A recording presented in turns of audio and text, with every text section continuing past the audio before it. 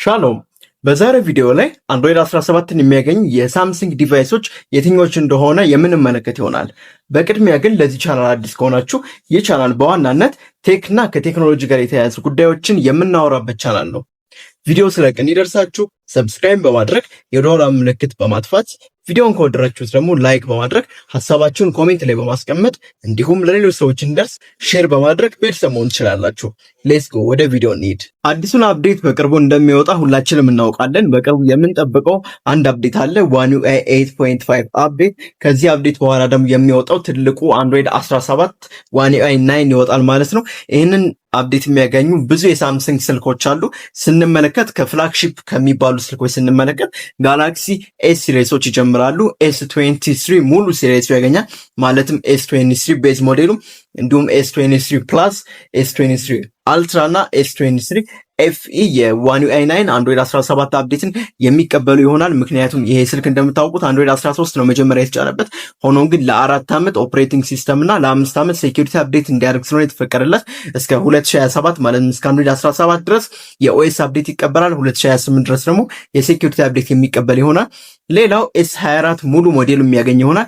ቤዝ ሞዴል S24 S24 ፕላስ እንዲሁም S24 አልትራ እና S24 ፈን ኤዲሽኑ ይሄንን የአንድሮይድ 17 አፕዴት የሚያገኝ ይሆናል። ምክንያቱም ይሄ ስልክ ለ7 ዓመታት ነው ኦኤስ እና ሴኩሪቲ አፕዴት እንዲያደርግ የተፈቀደለት። ስለዚህ እስከ 2031 ባለው ውስጥ ይሄ S24 ሲሪሶች አፕዴት ያገኛሉ ማለት ነው። እንዲሁም ሌላው ጋላክሲ S25 ሲሪሶች በጠቅላላ ያገኛሉ። ቤዝ ሞዴል S25 S25 ፕላስ እንዲሁም S25 አልትራ እና S25 ፈን ኤዲሽኑ ይሄን የአንድሮይድ 17ን አፕዴት የሚያገኝ ይሆናል። ምክንያቱም 7 ዓመታት ስለሆነ እስከ 2032 ድረስ የሚለቀቅለትን አፕዴት በብቃት አፕዴት ማድረግ ይችላል ማለት ነው። ሌላው ደግሞ S26 ሲሪሶች ማለትም S26 ቤዝ ሞዴል S26 ፕላስ እና S26 አልትራ ለ7 ዓመታት ስለሆነ አፕዴት የሚያደርጉት ይሄን አንድሮይድ 17 ያገኛሉ። እስከ 2033 ድረስ ስልካችሁን አፕዴት ማድረግ ትችላላችሁ። ሌላው አንድሮይድ 17ን የሚያገኘው ስልክ Z Fold 5 የተባለለት ስልክ ነው። ይሄ ስልክ እንደምናውቀው አፕዴት የሚያደርገው ለ4 ዓመታት ነው። ስለዚህ ኦልሞስት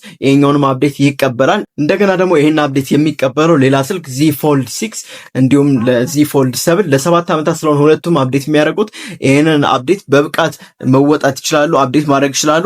ሌላው Z Flip ሲሪሶች ደግሞ ስንመለከት ጋላክሲ Z Flip 5 ይሄን አፕዴት ያገኛል። Z Flip 6 እና Z Flip 7 አልፎ ተርፎ ደግሞ Z Flip 7 FE ይሄንን የአንድሮይድ 17ን አፕዴት የሚያገኝ ይሆናል ማለት ነው። ወደ ጋላክሲ A ሲሪሶች ሙቭ እናድርግ። ጋላክሲ A ሲሪሶች ጋላክሲ A54 አንድሮይድ 17ን የሚቀበል ይሆናል።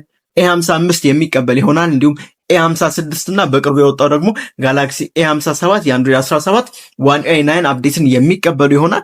እንዲሁም ጋላክሲ A37 ይሄንን አፕዴት ያገኛል። A36 የሚያገኝ ይሆናል። A35 እና A34 ይሄንን የOne UI 9 አንድሮይድ 17ን የሚያገኝ ይሆናል። እንዲሁም ወደ ጋላክሲ A24 ስንመጣ A24 የሚያገኝ ይሆናል። A25 እና A26 ደግሞ የአንድሮይድ 17ን አፕዴት የሚያገኝ ይሆናል።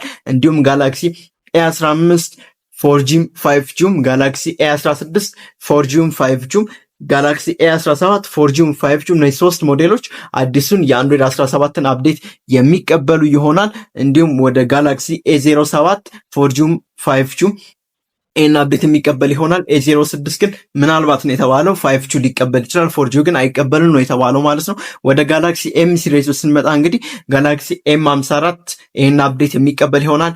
M55 እንዲሁም ጋላክሲ M55s እና ጋላክሲ M56 አንድሮይድ 17 One UI 9 አፕዴት የሚቀበል ይሆናል። እንዲሁም ጋላክሲ M34 M15 ጋላክሲ M16 እና M17 አዲሱን የOne UI 9 አንድሮይድ 17 አፕዴትን የሚቀበል ይሆናል፣ ሰፖርት ያደርጋሉ። ወደ ጋላክሲ ታብ ሲሪሶች ስንመጣ እነዚህ የታብ ሲሪሶች ያገኛሉ። ታብ S11 ሲሪሶች በጠቅላላ ያገኛሉ። ማለትም ቤዝ ሞዴል ታብ S11 እና ታብ S11 አልትራ አንድሮይድ 17 One UI 9 አፕዴት ያገኛሉ። እንዲሁም ጋላክሲ ታብ S10 ሲሪሶች ያገኛሉ።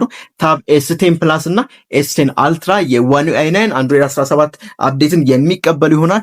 እንዲሁም ጋላክሲ ታብ S9 ሲሪሶችም የሚቀበሉ ይሆናል። ማለትም ጋላክሲ ታብ S9 ፕላስ S9 አልትራ S9 FE እና S9 FE ፕላስ ይሄንን የOne UI 9 አንድሮይድ 17ን አፕዴት የሚቀበሉ ይሆናል። እንዲሁም ጋላክሲ ታብ A11 ሲሪሶች ይህን አፕዴት የሚያገኙ ይሆናል። ጋላክሲ ታብ A11 እና A11 ፕላስ እነዚህን አፕዴት ያገኛሉ ማለት ነው። ስለዚህ እነዚህ በጠቅላላ የጠቀስኩላችሁ ዲቫይሶች የዋን ዩአይ 9 አንድሮይድ 17ን የሚያገኙ ይሆናል። መች ነው የሚለቀቀው የሚለው መረጃ ወደ 2026 መጨረሻ የክረምት ወራቶች ላይ ይለቀቃል ተብሎ ይጠበቃል። አሊያም ደግሞ እስከ 2027 ድረስ ሊቆይ ይችላል ማለት ነው።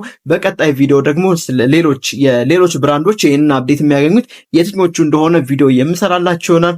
ቪዲዮ ከተመቻችሁ ላይክ ማድረግ፣ ሀሳባችሁን ኮሜንት ላይ በማስቀመጥ እንዲሁም ቻናላችን ሰብስክራይብ በማድረግ የደውሏ ምልክት ማጥፋት ትችላላችሁ። ለዛሬ የነበረን ቆይታ ይሄን ይመስላል።